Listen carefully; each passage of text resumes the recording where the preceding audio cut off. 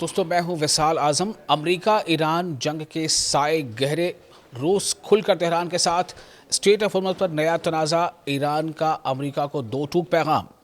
امریکہ اور ایران کے درمیان جاری کشیدگی کے دوران ایک اہم سفارتی پیش رفت یعنی ڈپلومیٹک ڈیولپمنٹ سامنے آ رہی ہے۔ ایران کے وزیر خارجہ یعنی ودیش منتری عباس اراغچی نے روس کی جانب سے امریکہ اور اسرائیل کے خلاف اختیار کیے گئے موقف کا خیر مقدم کیا ہے، جبکہ روس نے بھی ریجن میں سیکیورٹی اور استحکام کے لیے اسٹیبلٹی کے لیے تعاون کی پیشکش کی ہے۔ یہ ملاقات ایسے وقت میں ہوئی ہے جب خلیج یعنی گلف، اسٹریٹ آف ہارمز اور پورے مڈل ایسٹ میں حالات بدستور تناؤ پورن بنے ہوئے ہیں، کشیدہ ہیں۔ کرغزستان میں شنگھائی تعاون تنظیم یعنی SCO کی وزرائے خارجہ اجلاس یعنی فارن منسٹرز میٹنگ کے موقع پر ایرانی وزیر خارجہ عباس اراغچی اور روسی وزیر خارجہ سرگئی لاوروف کے درمیان اہم ملاقات ہوئی۔ دونوں لیڈروں نے دو طرفہ تعلقات یعنی بائیلیٹرل ریلیشنز، علاقائی صورتحال اور جاری امریکہ ایران تنازع پر تفصیلی تبادلہ خیال کیا۔ ملاقات کے دوران عباس اراغچی نے امریکہ اور اسرائیل کی فوجی کارروائیوں کی مذمت کرنے پر روس کا شکریہ ادا کیا ہے۔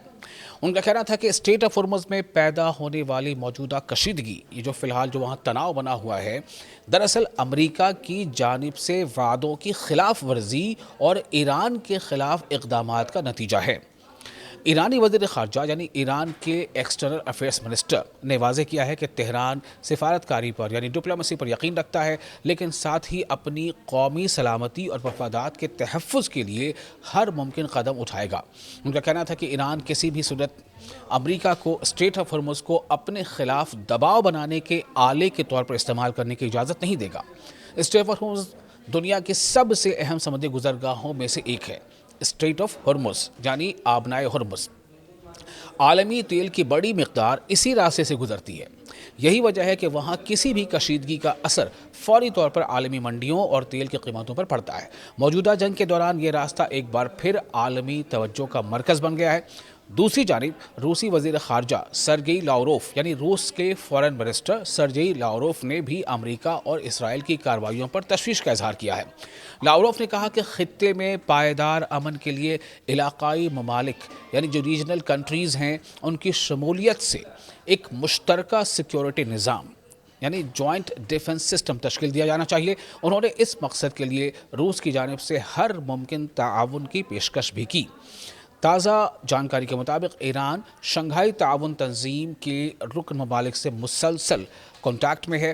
عباس اراغچی کا کہنا ہے کہ کئی کنٹریز نے امریکی اقدامات پر تحفظات کا اظہار کیا ہے اور بین الاقوامی قوانین کے احترام پر زور دیا ہے۔ کامنٹیٹرز کے مطابق موجودہ صورتحال صرف ایران اور امریکہ تک محدود نہیں رہی۔ روس، چین اور دیگر علاقائی طاقتیں بھی سفارتی سطح پر ڈپلومیٹک لیول پر سرگرم ہو چکی ہیں۔ اسی وجہ سے یہ تنازع اب ایک بڑے جغرافیائی اور سیاسی بحران کی شکل اختیار کرتا جا رہا ہے۔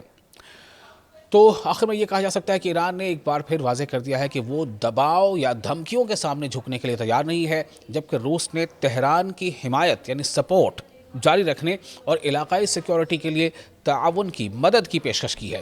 اب دنیا کی نظریں اس بات پر ٹکی ہیں کہ آیا سفارتکاری کی کوششیں کامیاب ہوتی ہیں یا امریکہ اور ایران کے درمیان جاری تناؤ اور زیادہ شدت اختیار کرتا ہے۔ آپ کو یہ ویڈیو کیسا لگا؟ آپ اپنے تاثرات ہمیں کامنٹ باکس سے شیئر کر سکتے ہیں۔ آپ کا میزبان میں ہوں وصال اعظم۔